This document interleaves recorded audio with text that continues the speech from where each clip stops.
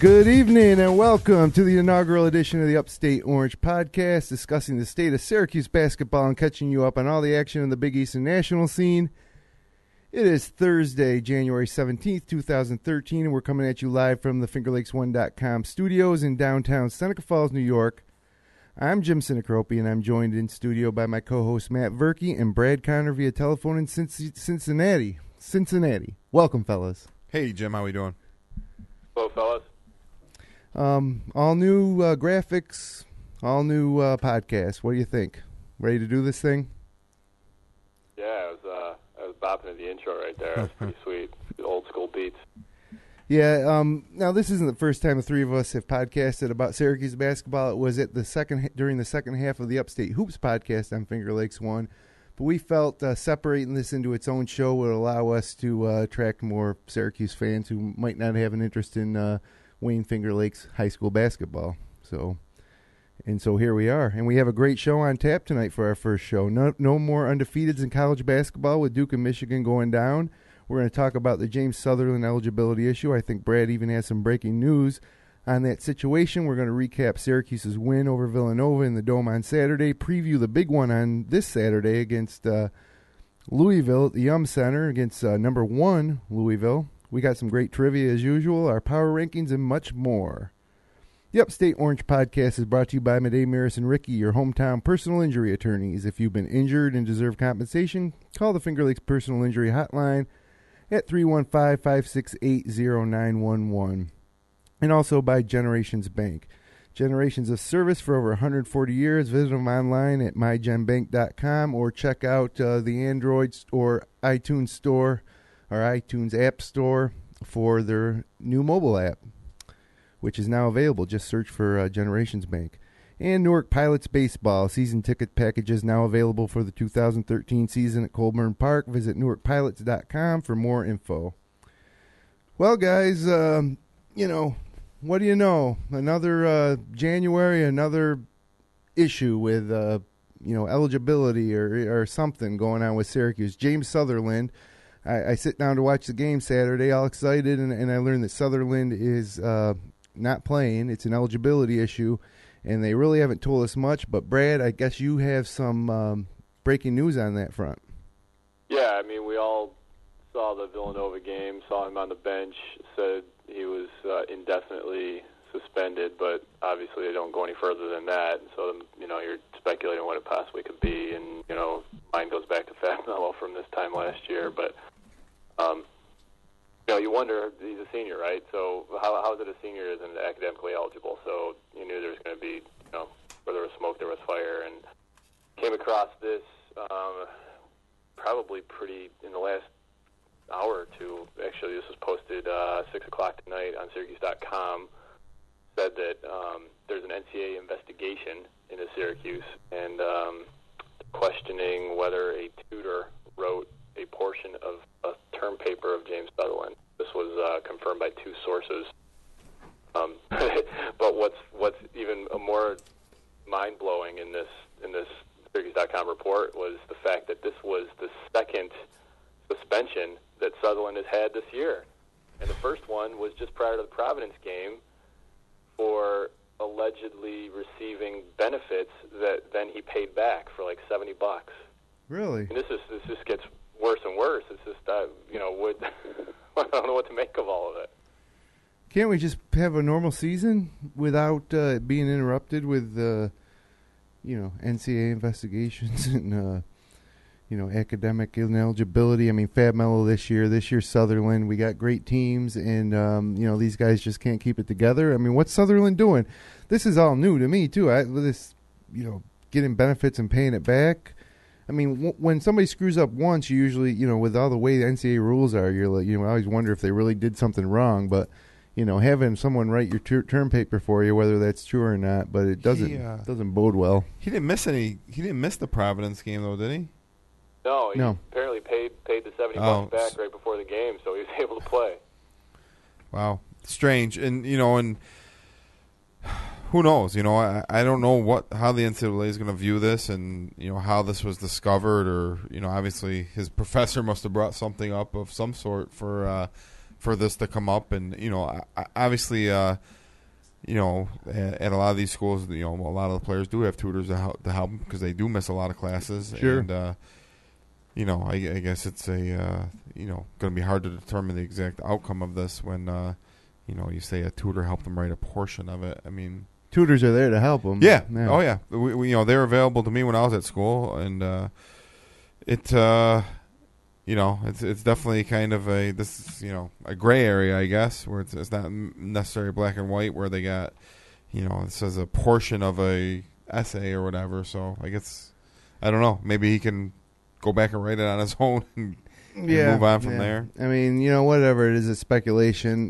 There's two levels to it. One, Southerland not being able to play and help the team, but the other level of possible, penalties against Syracuse University and the basketball program, which is, a total nightmare. So I don't like the words NCAA investigation, Brad, that you just told me. I don't like those words. Well, last year, if you recall, Fab Melo was out, 3 games mid-season, right? And then he got his eligibility back, and then right after the Big East tournament, he lost it again. And no one ever really connected the dots about what happened and when it happened and why it happened. And you wonder if, this is still just kind of a lingering probe by the NCAA, and Sutherland's now tied up into it. They cite privacy laws, and so they're never going to really tell you truly what's going on. But right, you don't know, and when's it going to end? Who knows? Well, let's look at it. It's okay. Southerland is gone off this team, and he can't play again the rest of this year. What does that do to this team? At face value, it's kind of shocking, especially with their lack of depth at guard. But I think you would need Cooney to step up. But I think on the bright side, if there is a bright side, you get guys like Jeremy Grant getting a chance to play a little earlier. And what Grant's shown me is that, he's an impact player even at this point, and I don't mind seeing him get more minutes. Yeah, and you've been kind of calling for Jeremy Grant to get more minutes, since we've seen what he can do on the court. And, in my mind, the biggest thing you lose is shooting. Sutherland's probably our most consistent, as hard it is to say that, 3-point shooter on this team, even though he's not very consistent. Yeah. But he's a guy who can put up a lot of points very quickly. And he's done some other things this year. He's rebounded. It seems like his defense was a little bit better. But if Cooney can start knocking down some shots, and Jeremy Grant, I think he can be just as good, if not better, of a defender than Sutherland is. I think he probably is a better defender than Sutherland. And, he rebounds the ball just as well. He's super athletic. He's 6'10".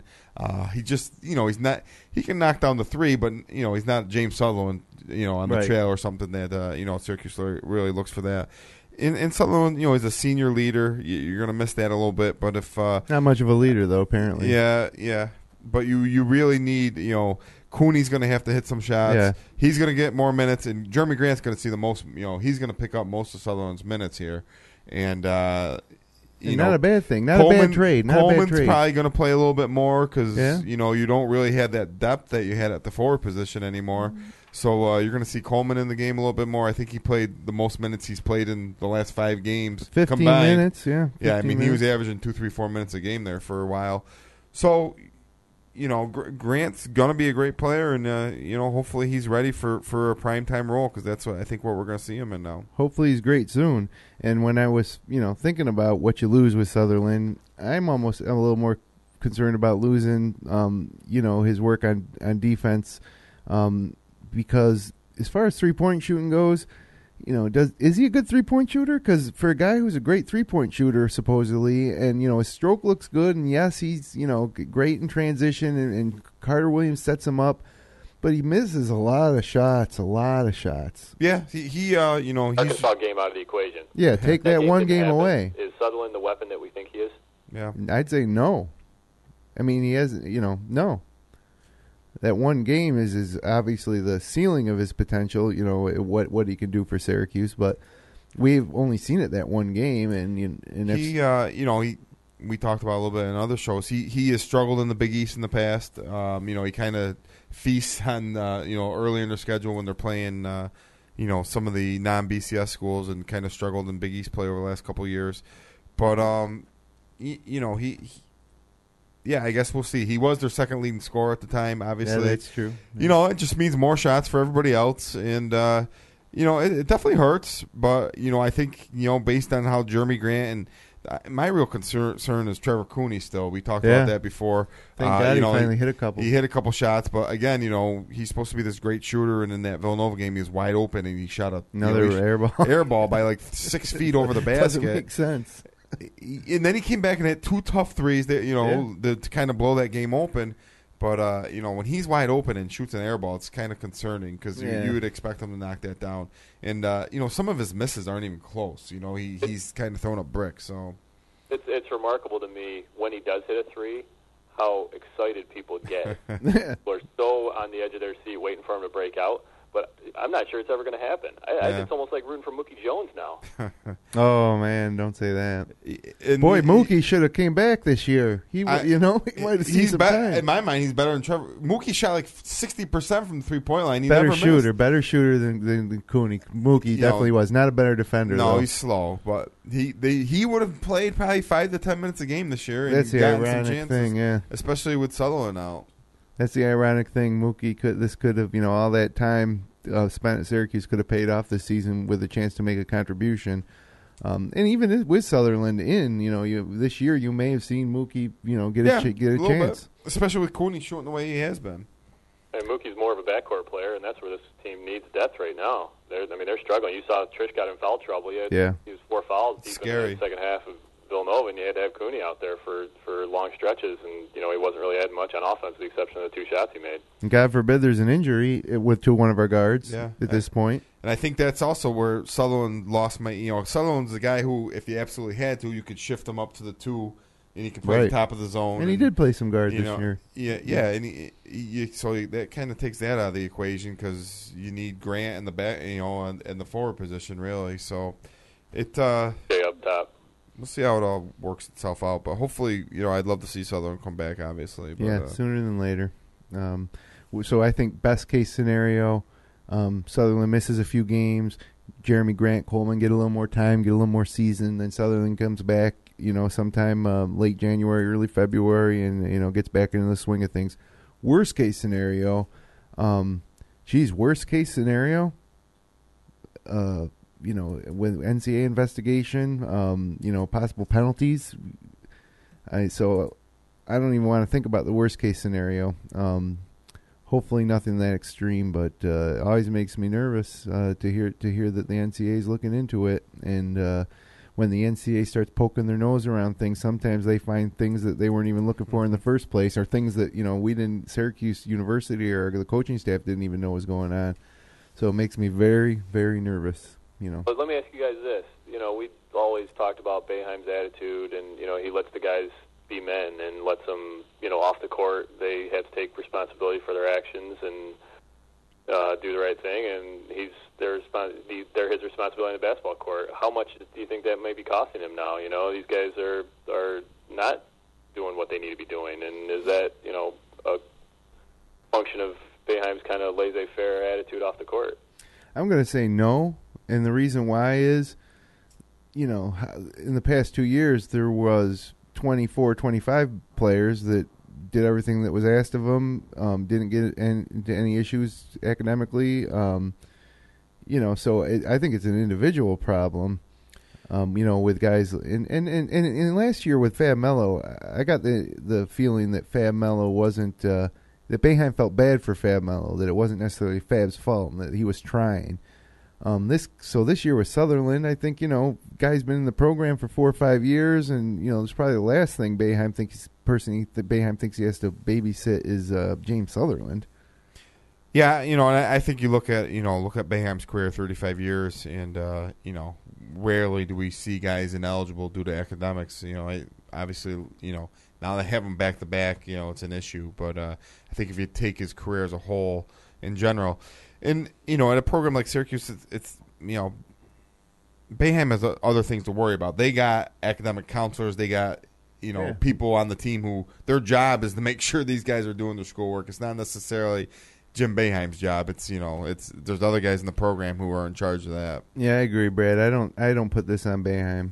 You know what's funny, guys? Part of this report that came out in Syracuse.com, they made a connection to there's a guy, Stan Kissel. He was the director of basketball operations. He was Fired. Always on the bench. He's the guy who was responsible for this stuff. Right. He resigned from the team, resigned for personal reasons, back at the very end of December. I didn't even see this. This flew under the radar completely.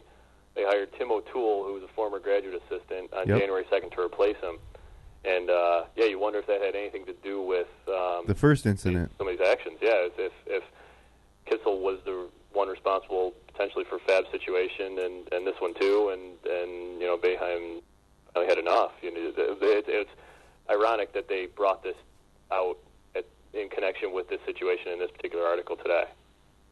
Yeah, well, I had heard of that, and you don't think much about a move like that. He says for personal reasons. Maybe it was, nothing to do. Maybe it was personal. Maybe someone got sick in his family. Maybe he had to move. Who knows? But now, in the light of this, you think maybe it was connected because that's what that person's job is. But it's curious timing in the middle of the season to resign. That's unless there was a serious situation, in his family, and give him the benefit of the doubt, I guess. But yeah, when that's his job and these types of things are happening, it's it's hard to ignore, I guess. Well, the Cuse only played once this week. It was against Villanova on Saturday, and I don't know about you guys, but watching that game, I can tell this is going to be a tough season. I felt that way when we went to Providence. I felt the same way when Villanova came to the Dome wow, this could be it for a while, in terms of Villanova coming to the Dome, and I'm going to feel like that almost every single game, whether it's us playing St. John's in the Garden or us traveling, to UConn. All these games, the Georgetown games, of course, are gonna, when they come to the Dome, February 23rd, those are all bittersweet, and thank goodness that Louisville's coming with us, and Pitt to a lesser extent, I suppose. But I'm really gonna miss the Big East because that was a great atmosphere Saturday for that Nova game, and I don't know if you guys are good trivia that I wish I had come up with that they showed on the screen that Villanova had beaten Syracuse at the Dome more than any other school. Yeah. I was surprised to see that it wasn't Georgetown, that it was Villanova, but they've had great battles in the last 10, 15 years. Yeah, I'd say in this past decade that it's probably something like, 8 or maybe 7-3 Villanova over Syracuse, if I just had to guess.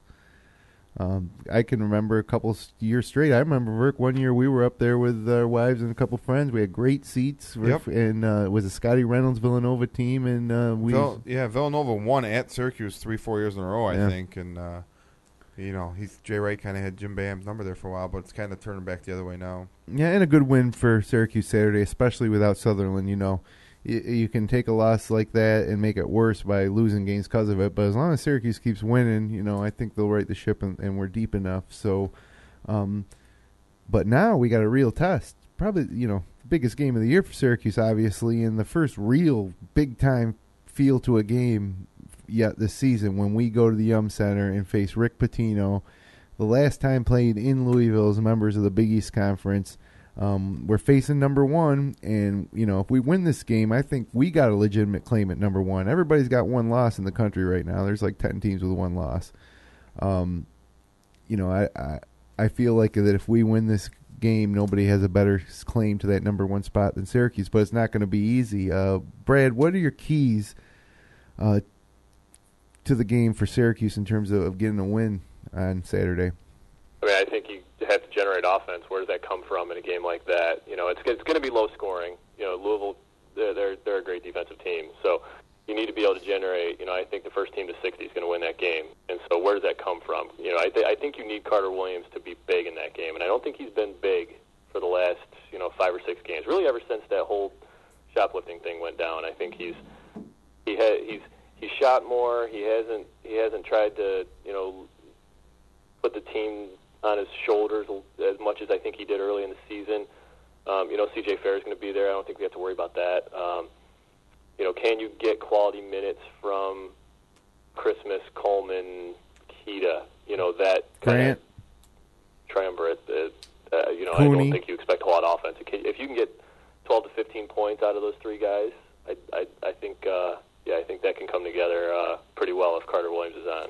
Yeah, or maybe Brandon Trish drops 28. You know, he can always do that. Instead of going 1 for 8 like he did against Villanova. Yeah, that's the thing. It's going to be one or the other. Either he's going to score, be awesome or terrible. I'm not sure I'm ready to count on Trish to do anything. We're going to have to, though, boy. If we want to compete against some of these premier elite teams, we're going to need our starting senior shooting guard to play like it. And I think, looking at that Syracuse-Louisville game this Saturday, and it's a tough time to not have Southerland because, Louisville's very quick. They're very athletic. And it's a game where I don't see Syracuse being able to play two bigs at the same time with, a Coleman or Christmas together and stuff like that. So I look for Syracuse to bring in Jeremy Grant early in that game if Sutherland's obviously not available, which it doesn't look like he's going to be. And, I see Jeremy Grant playing big minutes, and he's going to have to contribute. I see Louisville playing a lot of zone. They like to play the zone anyway, and Syracuse has definitely been inconsistent from the three-point line, to say the least. Louisville's they're gonna press. They're gonna force Syracuse to do some things maybe they don't usually do. But at the same time, Syracuse obviously gonna play zone, and Louisville outside of Russ Smith, not a tremendous shooting team either. And I agree with what Brad said. I think it's gonna be a low-scoring game. I think baskets are going to be hard to come by. You got, Dangs back in the middle there for Louisville. Yep. Big shot blocker, big rebounder. And, we'll see how it all plays out. And one thing about the Syracuse team that's in their favor is usually they're not a very good rebounding team. If they're even in rebounding, it's good. This year they're one of the top teams in the country in rebounding margin. And it's kind of unusual for a Syracuse team to rebound the ball as well as they do. Could be because they're missing so many shots and they're getting some offensive rebounds. Yeah. But it's also because we're so big. Yeah, it's a great rebounding team, and when you got C.J. Fair, he obviously gets a lot of rebounds from the small forward position, but also Michael Carter Williams helps out, from the guard spot. So it's going to be a great game. Syracuse needs to control Russ Smith. He's averaging 18, 19 points a game for Louisville. Obviously they got Peyton Siva, and I think the matchup in the backcourt is going to be huge. Yeah, I mean, my keys to victory on Saturday are protect the basketball. Carter Williams can't have 5-6 turnovers. Trish can't have 4, 5, 6 turnovers. So we're going to have to protect the ball. When Cooney's going to see some time, you'd think. He's got to protect the basketball when he's in there and not make any stupid turnovers. And I think we're going to need production from, our bigger guys like C.J. Fair and Christmas, We need, or possibly Keita.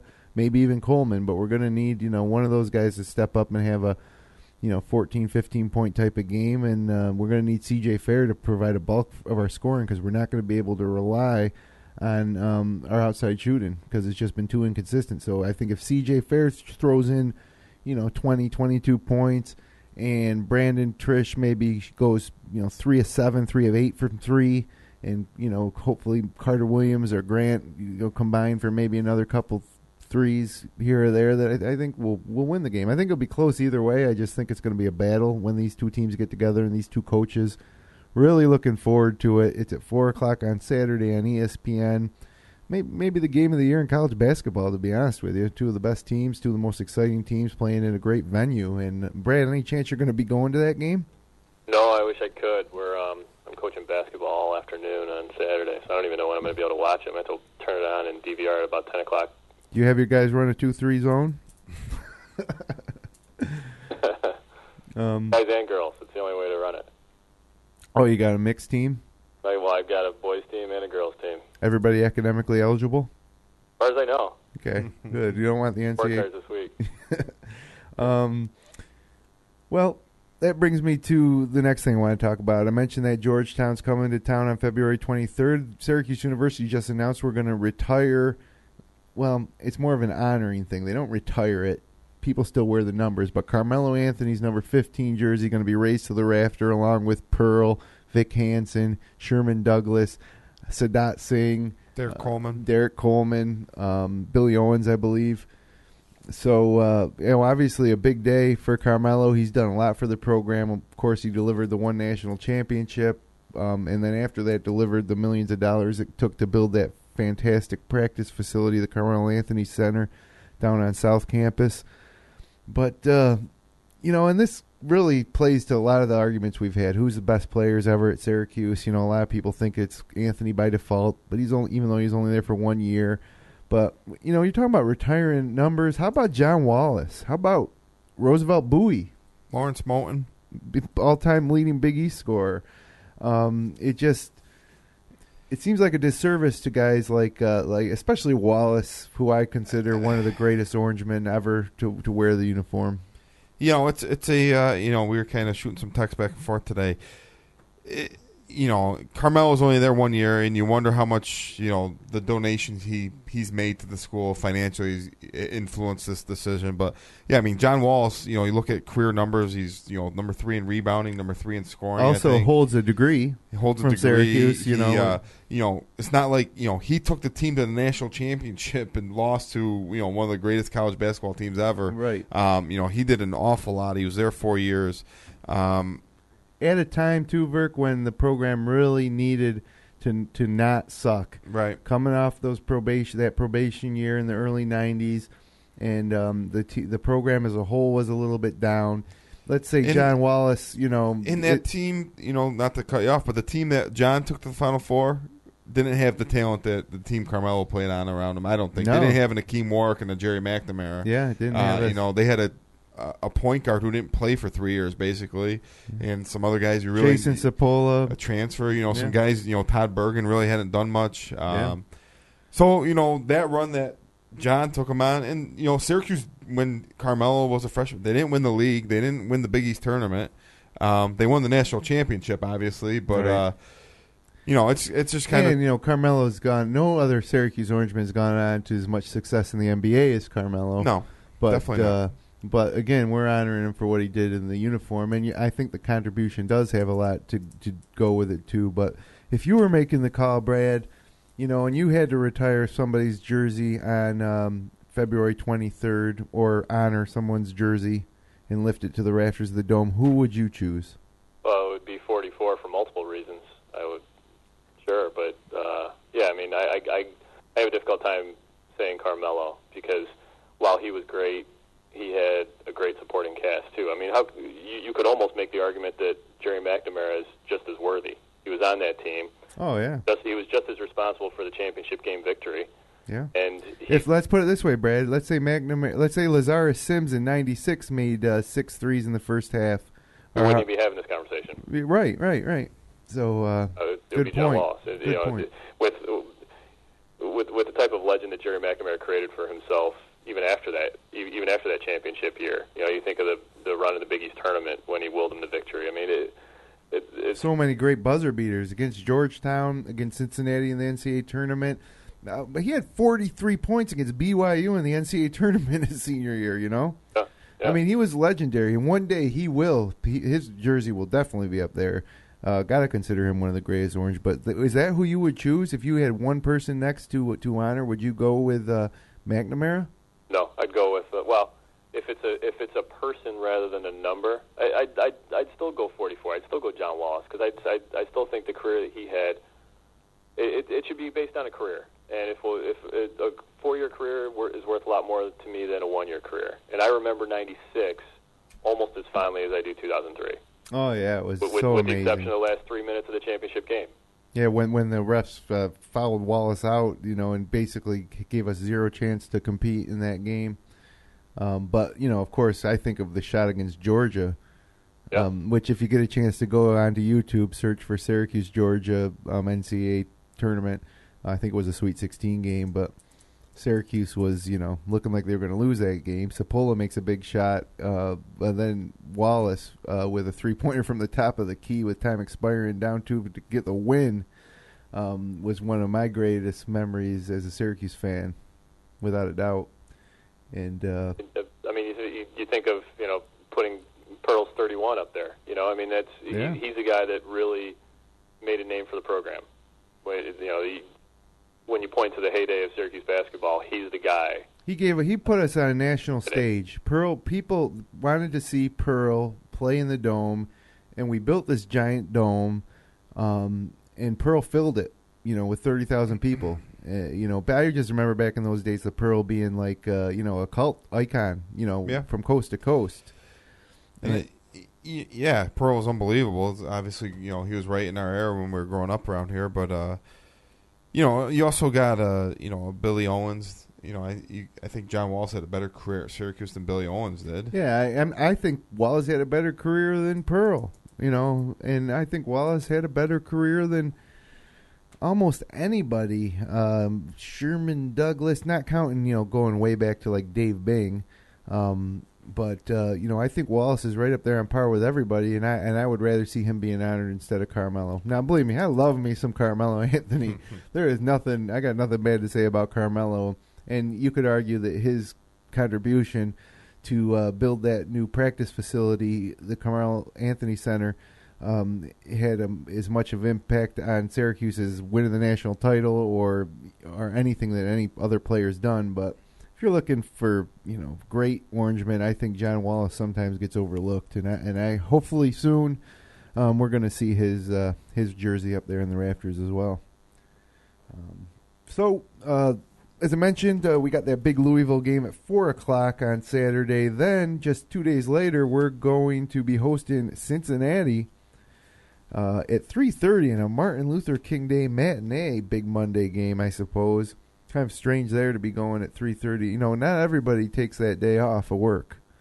But I think I'm going to be heading out a little early to watch that. Something tells me you'll see it. Yeah. And then after that, they go at Villanova on Saturday, Saturday following the Louisville game.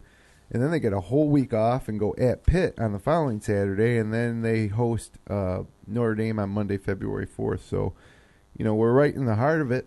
And whether James Southerland's on the team in those games or not remains to be seen. But I think it'll be a nice stretch either way. Yeah, obviously a huge weekend. You go to the number one team in the country, Louisville, and you come back and play, a borderline top 10 team in Cincinnati. Not going to be easy, obviously. And I think we'll know a lot about Syracuse when we get together next Thursday. Well, we got a ton to go still here on the Upstate Orange podcast, including some trivia on the other side of this break, a look at the action around the country, a lot of teams losing, a lot of one-loss teams. We're going to try to sort it right out and hit you up with some trivia right after this. Attention Finger Lakes residents, have you been injured and deserve compensation? Call Madej, Maris, and Ricky, your hometown personal injury attorneys. Your case deserves personal attention. At Madej, Maris, and Ricky, they know you by name, not just a number on a folder. Call the Finger Lakes Personal Injury Hotline at 315-568-0911. That's 315-568-0911. Madej, Maris, and Ricky, your hometown personal injury attorneys. The Newark Pilots. See tomorrow's Major League stars today. For more information, go to newarkpilots.com.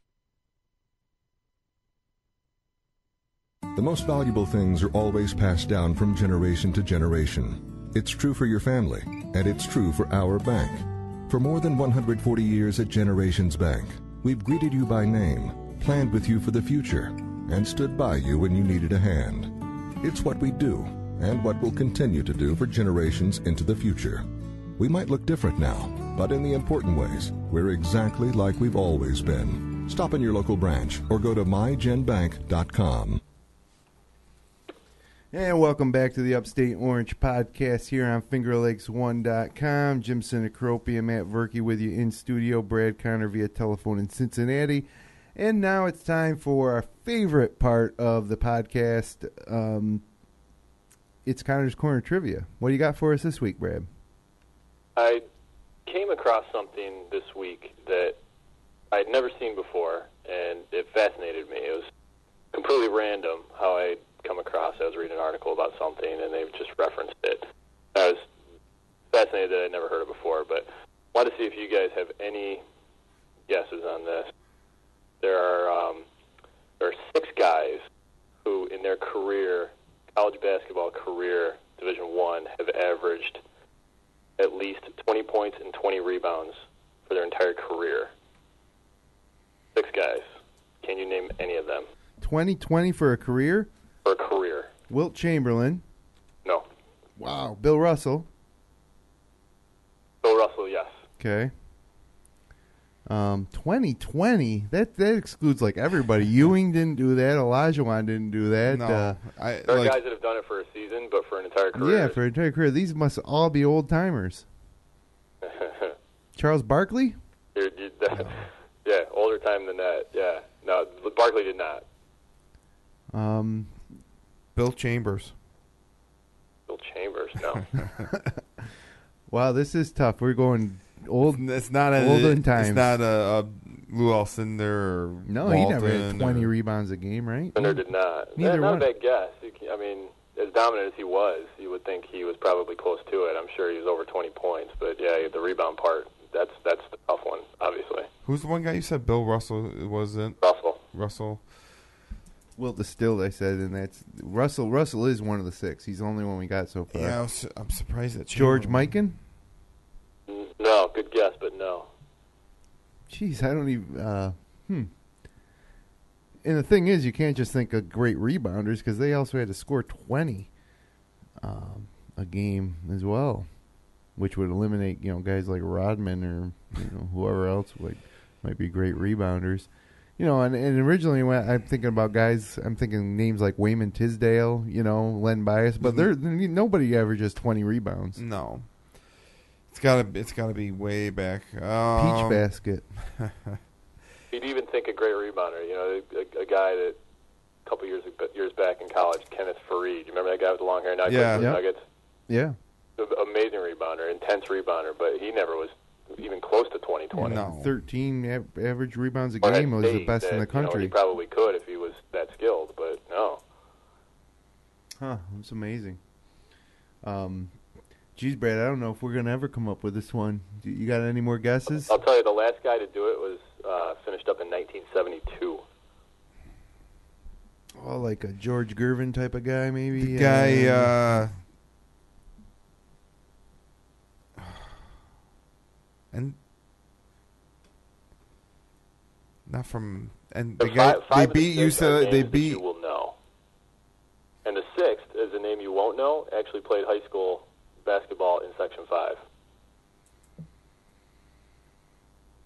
And that's one we won't know? That's the one you won't know, ironically.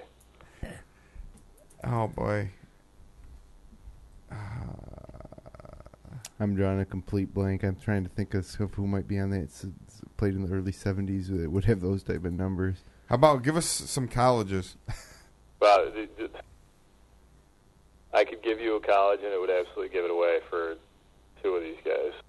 The guy was American. The last guy to do it was at American University. I don't think that'll give it away. No. This guy's a little bit more obscure. He's actually known for something far more different than the 2020. Give us this guy. Give us the American. Washington. What was his first name? Kermit Washington. Kermit Washington. 2020.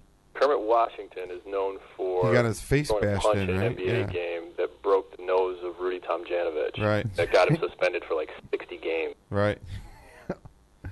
2020. Well, there's and he was the last guy to average 2020. And that's how I came across this. There was an article about somebody else, and they talked about Kermit Washington and mentioned how he was the last 2020 guy. So those are two of them. Now, is one of the guys from San Francisco?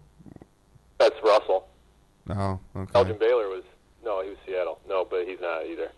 Well, give us the answers here. One of the guys was not a great... He was a great scorer in the NBA, but not a great rebounder in the NBA. And one of the guys that we grew up watching in the NBA. Like a Kevin McHale type of guy? Yeah, no. I mean, he was his contemporary. Yeah, I mean, this guy and McHale played in some great NBA playoff battles. Tree Rollins? No. He played in playoff battles against the Celtics. He played in a team that's currently in the A-10. How about that? Currently in the A-10. Well, that's only like 38 teams, right? They're currently in the A-10. The A-20, no. Jeez, Brad, we're going to be sitting here all night, I could tell you. He played at UMass. Oh, it's not Canby, though. Julius Irving. Oh, yeah, good one. Yeah, I was going to guess him, too. And Jay averaged 32 and 20. That's ridiculous. That's ridiculous. 2 years. That's ridiculous. I know. Yeah, because he wasn't a great rebounder in the NBA. I mean, he was a decent Right. rebounder, but he was just a scorer, you know? I thought about him too, actually. Dr. J. So that's 3 of them. Yeah. We got 3 more. And Dr. J finished in 71. This other guy finished in 71. He played in the Final Four team for a team that I don't even know is Division I anymore. Well, I don't know how we're going to guess it. I don't even know how he played at Jacksonville. How about that? No clue. His- Artis Gilmore. Artis Gilmore's correct. Very Nice, good. Bert. Good one. That's 4. The next guy played at Creighton, 1964. He was a coach. He's more known as an NBA coach, this guy. You played at Creighton. Yeah. Coached the Hornets. Producer Hunt Dog may know the reference. He's thinking, but he's looking up at the sky. He was the coach of the Charlotte Hornets when, Like Stepanovich or... no. Nice try. I just made that name up. Give it to us, Brad, for the sake of time. Paul Silas. Oh, yeah, good one. Wow, I didn't know Silas put up those gaudy numbers. And the sixth guy played at Seton Hall and played in high school. Didn't graduate from at high school, but played at East High. Was from Rochester. Grew up in Rochester, but then graduated from Like the 50s? prep school in New Jersey. Graduated in 53. I have no idea. No, I didn't either. Walter Dukes. Oh, good old I've Walter heard of him. Dukes. He's in the Section 5 Hall of Fame. That is an elite club. Is Walter Dukes in Section 5 Hall of Fame? I believe so, yeah. 20? I mean, I'm sure if he had that's kind of... Yeah. He played in the NBA for a while after that. Right. Now that you have another question for us tonight, right? Yeah, so I got to thinking, okay, college in Section 5, and then I thought, all right, let's look at Syracuse, and you guys tell me, in the Boeheim era, how many players, Syracuse players you can name that played at Section 5 high schools. And this would have been a better trivia question when the two shows were merged, but Right. week late. For those of you that don't know, Section 5 is the upstate western New York, central west central New York, Finger Lakes region, Rochester area, and a lot of the Livingston County and here in New York. And, John Wallace, number 1.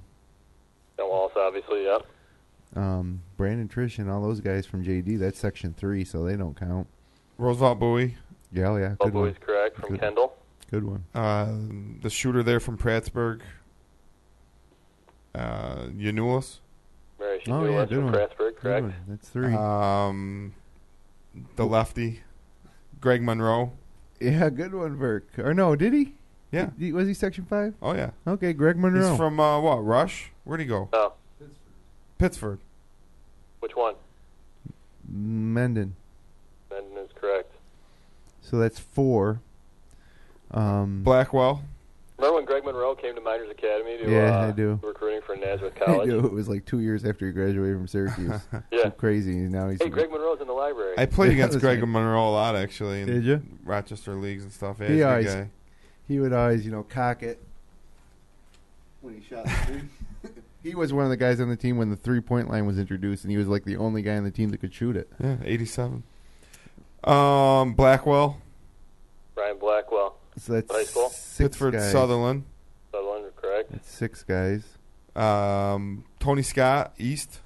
Tony Scott, he's tied. That's Very 7. Um, Z Sims didn't play in Section 5, did he? No. Syracuse. Yeah, he was in Section 3. good. Yeah, Syracuse. Corcoran. Where'd he go? Does Chinoso Oboko count? Not yet. Not yet. So we're up to 7 guys. Hot Dog's got one. Oh, Jim Boeheim. Jim Boeheim's correct. Good call. That's the obvious In the one. Boeheim era, but that's a great call. That's 8. I can't think of any more off the top of my head.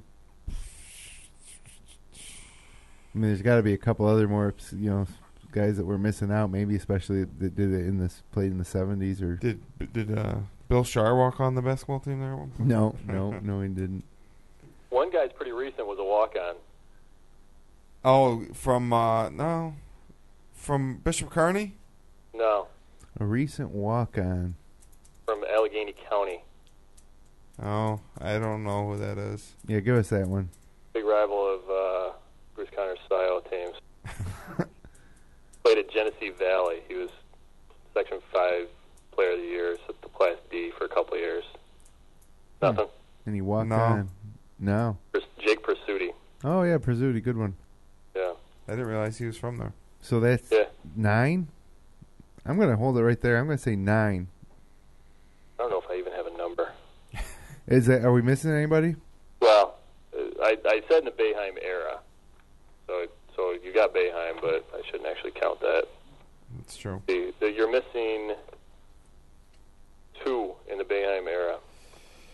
Oh, let me think here. Well, one guy's a guy we brought up in the trivia a couple weeks back when we were talking about wearing numbers. This was Sonny Sparrow. Mm-hmm. I'll give you a reminder. He was one of the last guys to wear 44. If you guys recall when we were talking about that. Obviously before Coleman.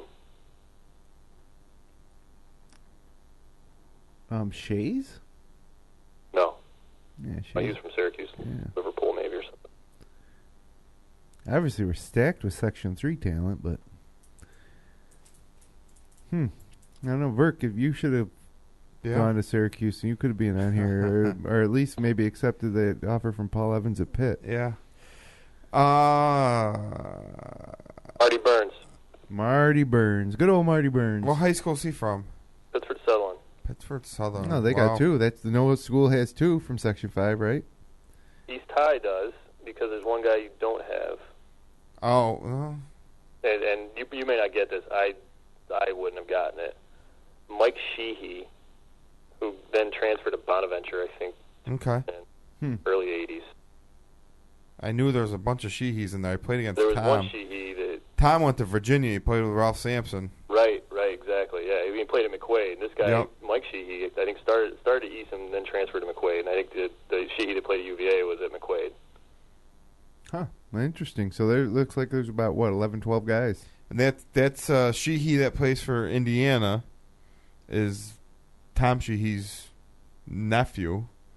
And I don't know who his dad is. Maybe it's Mike Sheehy who played at Syracuse there first, a split second. Nice bloodlines there. Yeah. So there's 9 guys that played Section 5 in the Boeheim era, as far as I can tell.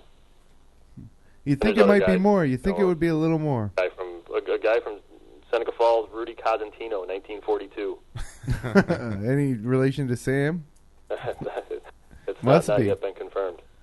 And then Dave Justy did for a short bit, like we talked about a couple weeks back, from Seneca Falls. There's a guy from Wellsville, a guy from Bergen, before they were Byron Bergen. Another guy from Eastridge and Irondequoit, another guy from Rush Henrietta, but these are all guys in like the 60s. And from Naples in the 40s. I can't think of a big recruit that Syracuse really missed out on from Section 5. You know what I mean? They signed Tyrone Corbin, maybe? Or not Tyrone Corbin. The guy that from Geneva who went to BC. Tyrone Scott, but I wouldn't call him a big recruit necessarily. Terry, the kid from Clyde that played at Kansas, Terry Brown. He couldn't have got into Syracuse, I don't think, coming out of high school. Right. But he went to junior college first. Yeah. So, they probably... the big went to guys... junior college out west and then just got recruited out of junior college. Right. I can't... I'm trying to think of a Rochester guy who spurned Syracuse, which, seems like he gets most of the guys that he wanted out of Rochester for the most part. Yeah, I mean, I think, nowadays, maybe back in the day, Bonaventure could recruit against Syracuse out of that area, but nowadays... If you're playing in Section 5 and Syracuse comes and says, offers you a scholarship, you pretty much accept it. Yep. Unless you're Matt Verk and you go to William Mary and stuff. Well, he didn't get the scholarship offer from Boeheim. No. He got it from Paul Evans, though. Remember old Paul Evans at Pitt? Right. But I think Verk made the right choice. I wouldn't have wanted to play for Paul Evans. That's right. Trivia for you. What team did Paul Evans coach that knocked Syracuse out of the NCAA tournament? It was Pearl's junior year, his final game. It was in the Dome. David Robinson. Yep, Navy. So there's a little trivia back at you. That burns deep. Well, moving on, as we're running a little late. We got a late start, and we continue to be running late. Big week this week in college basketball. You had 2 undefeateds entering the week in Duke and Michigan, and they both lost. Saturday, NC State takes out Duke 84-76. Duke doesn't have Kelly. and Curry's been hampered by injuries this year. Not really the same Duke team that they were in November, I guess. Especially winless in road games. That's True right. road games. Yeah, obviously, Kelly's a huge loss for them. He's he's maybe their best defender. He's a good rebounder. He shoots a three.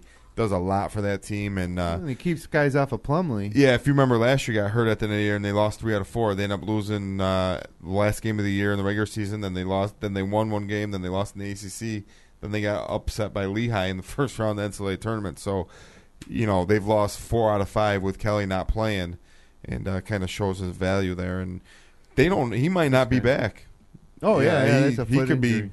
It's the same thing he did last year, and he's an NBA player probably, and they might, in his best interest, sit him down the rest of the year. Yeah, and like I mentioned, Curry not healthy, and Duke has serious depth issues. And in that NC State game, Suleiman, their top freshman, held to just 4 points, 0 for 10 shooting, obviously trying to pick up the slack for Curry. Excuse me. NC State or any team able to focus more on Plumlee, is him being really one of the only real inside threats with Kelly out. And handed to NC State, C.J. Leslie lit it up with 25 points, and Richard Howell goes for 16 points and 18.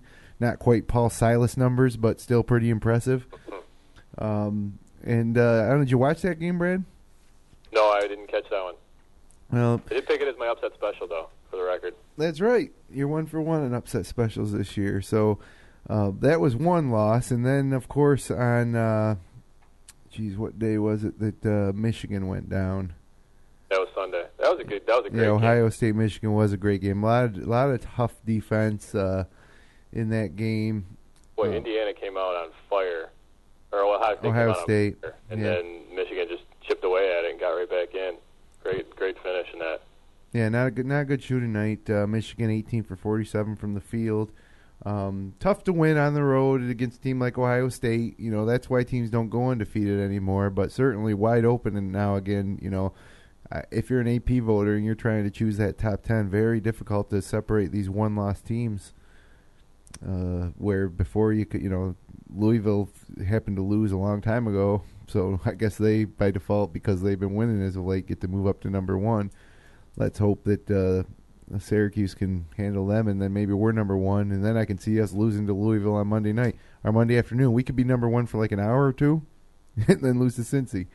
So I think that's the type of year it's going to be. There's no team has really differentiated themselves, and I thought Syracuse had a chance to, and now you lose Southerland, and you see some of the holes that maybe we thought Cooney was better than he's shown. We thought maybe Coleman was going to be a little more of a contributor, and we thought Carter Williams might be a little more of a scorer, and Trish maybe some more consistent than usual. All these things. Every team has these questions, and every team has issues. And I think it's wide open. I think there's 10 teams. I think there's 15 teams that could win the national championship this year.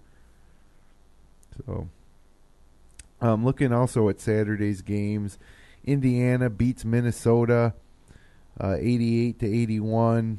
Louisville handled South Florida.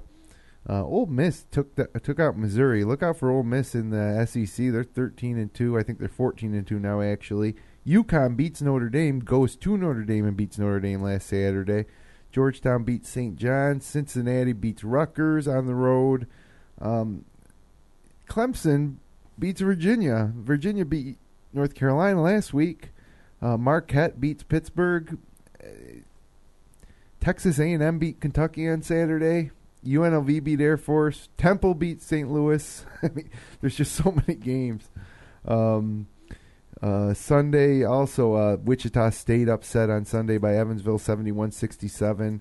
And then Miami beat Maryland in the ACC. Miami's the only undefeated team in the ACC. What do you make of the ACC right now, Brad? I was going to throw something out. You were talking about Virginia. And, they're not – their record doesn't indicate that they're that bad. They're 11-5. Like you said, they beat North Carolina. Burke will appreciate that, how they lost to Old Dominion. You realize Old Dominion is 2-15. It's one of those wins against Virginia. I realize we're just talking about the ACC, but the thought of a Virginia team beat North Carolina and lost to an Old Dominion team who's 2-15 in the Colonial. Yeah, it's pretty crazy. It's just you don't know what to think with some of these teams right now because they lose to Old Dominion, then they beat Carolina. It's kind of the same way in the Big East with some of these teams. Just St. John's, who they beat last Monday, a couple nights ago. They had a nice win. Notre Dame. Yeah, they beat Notre Dame. Notre Dame, Brad? They beat Notre Dame, and then they lose to crap teams. Yeah, it's crazy, and even in the Illinois really come upon tough times here lately. I think they lost to Northwestern tonight at home, so I think they've dropped 3 out of 4 or 4 out of 5 after I think they're up to 6 or 7 in the country there, and they've kind of taken it on the chin here the last couple games. They lost by over 20 to Wisconsin on Saturday. I mean, that's a team I can't figure out at all. I mean, they're playing better now. Wisconsin is, yeah. Wisconsin. But Illinois lost to Minnesota, Wisconsin, now Northwestern. Really come upon tough times here for them. And Wisconsin beats Indiana on Tuesday night in a great game, 64-59 at Freedom Hall. 11 in a row. Yeah, it's kind of strange now that Indiana's obviously a little bit stronger, and Wisconsin we thought was a little down, losing some games early, but they look great in that game against Indiana. I think another team with a good week was Oregon. They beat Arizona and Arizona State. They're 14-2, 3-0 in the conference. I don't know a whole lot about them except their court is really hard to watch games on. They're a nice sleeper team, I think, as a Final Four team. And one of the few, maybe UCLA's improving a little bit in the Pac-10. Arizona we know about too. Maybe those are the 3 teams. USC fired their coach this week. Which we rarely see in college basketball, mid-season firing. Kevin O'Neill. Syracuse guy, right? Wasn't he with Syracuse on the staff at one point? I think he was. Kevin O'Neill. I know that they're one of their previous coaches, Welsh. Didn't Welsh coach USC for a while? Tim Welsh? Providence. Yeah, maybe I'm thinking of another guy. I'm thinking of another guy. But, tough. You don't see many mid-season firings of coaches in college basketball because that's the type of thing you want to take care of in the off-season. When you do it mid-season, it just kind of throws a wrench in things. It's just a sign that things are really bad. Yeah. Some, tonight I was just looking at some scores. Michigan beat Minnesota 83-75. Big win. Minnesota's lost a couple now in a row after I put them in my power rankings and they kind of fell apart. So... And VCU is also going to lose to St. Joe's at home. Well, maybe not. 79-78 with 14 seconds to go.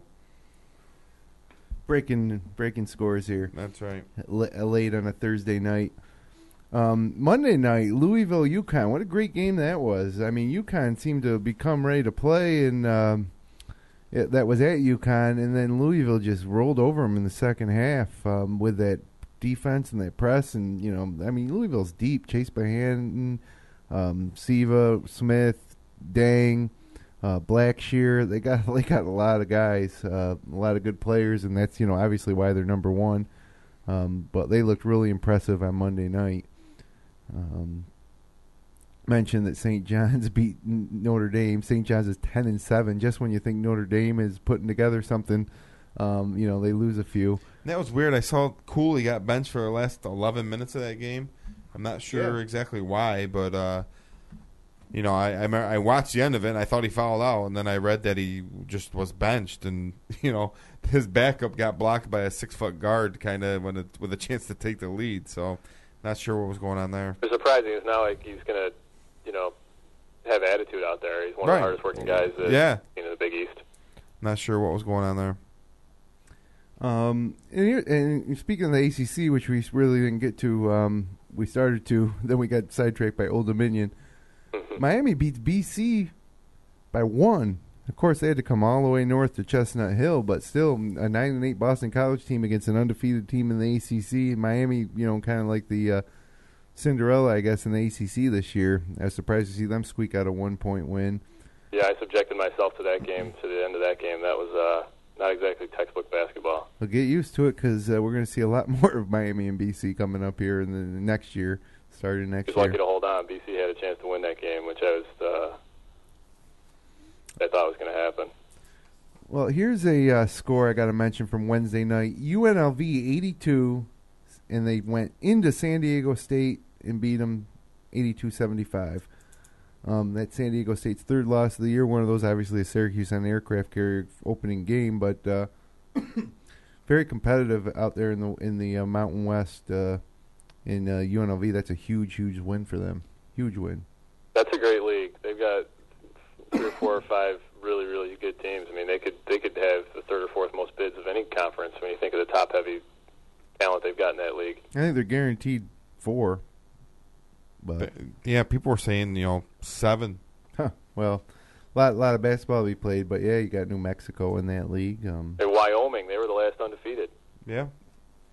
Or one of the last undefeated. They're probably 5th or 6th best team in that league. Hey, how about this A-10 matchup on Wednesday night? Richmond goes to Butler and loses 62-47 in an A-10 game. So a lot of crazy stuff going on with this conference realignment.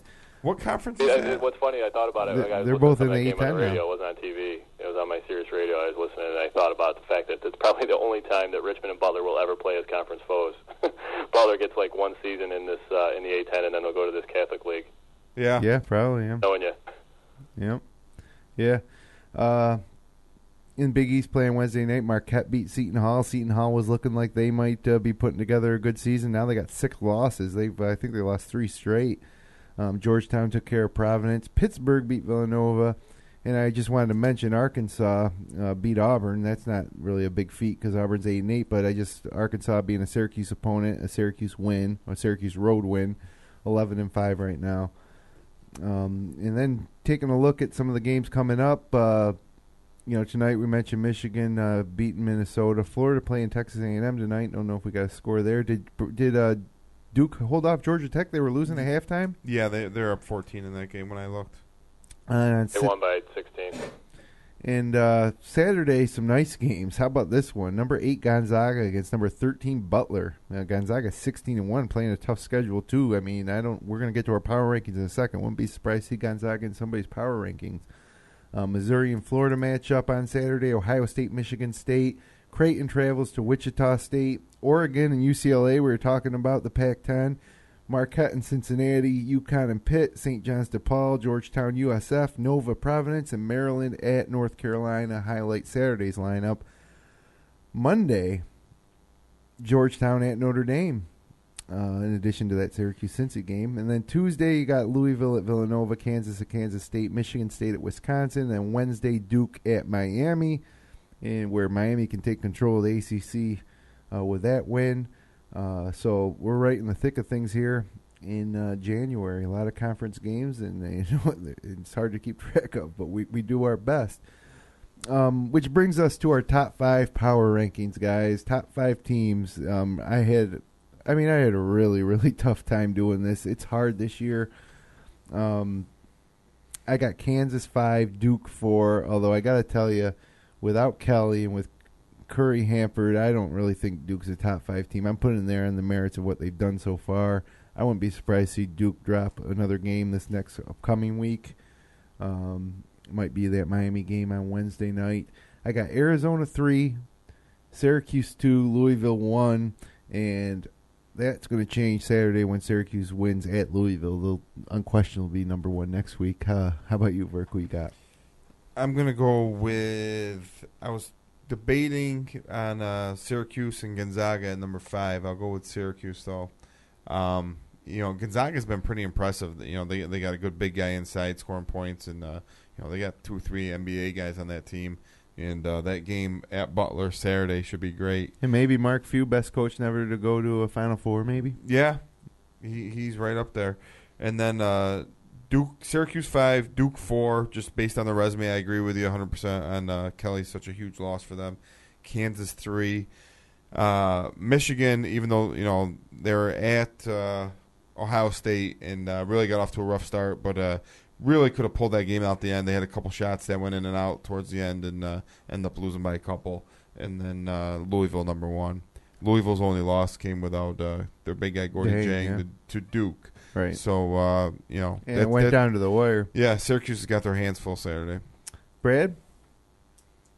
Similar to you guys, Syracuse 5 without Southerland. I think the jury's out how sustainable that is. Number 4, Duke. Again, Kelly out, so that's probably as high as I could foresee them. And for the record, they will play their first non-conference, or their first true road game out of the state of North Carolina next Saturday against Miami. Nice, and they get to go down to sunny Florida for that one. And, I mean, it's ridiculous how Krzyzewski plays such a weak schedule every year. Number 3, I've got Michigan. Tough loss against Ohio State with a nice bounce-back win tonight at Minnesota, which that told me a lot about those guys, so I was impressed by that. So Michigan 3, Louisville 2, and Kansas 1. We had a little bit of a question after they were taken overtime by Iowa State, but a couple of nice bounce-back wins. Beat Baylor pretty good on Big Monday, and I got them back at number 1. Well, there you have it. Top 5 as we see it. Really tough to do this season, no doubt about that. That about wraps it up for the inaugural edition of the Upstate Orange podcast. Of course, as I mentioned, we've been doing this for the past 2 years, but it's been the back end of another podcast now. This is all its own. We hope we're going to expose ourselves to a lot more Syracuse fans who can't get enough Syracuse talk. And, there's a little bit of a void because probably the best sports talk station in Syracuse is the Score 1260, and they used to go live local talk from 10 a.m. to 6 p.m. it would be. But Brent Axe has moved on from that show, so now they go Jim Rohn from noon to 3, and then Mike Lindsley comes on and does a 3-hour show. So maybe we can fill that void just a little bit once a week for those craving for some more Syracuse talk. You won't find 3 more diehard fans than are sitting here, I suppose. I guess I probably hold the title for being the most diehard fan. Yeah, we'll give that to you. But maybe don't question that. Maybe also the most biased, so maybe you don't want to listen to my opinions on the matter. But, guys, thanks for hanging out for an hour. And thank you again for joining us for the Upstate Orange podcast. Please remember to subscribe to our feed on iTunes, Stitcher, YouTube, or RSS. You can find us on Facebook by searching Upstate Hoops and on Twitter at hoopspod.com. For my co-host, Brad Connor and Matt Verkey, and our producer, Jeremy Hunt, I'm Jim Sinacropi. We'll see you back here next week. Good night.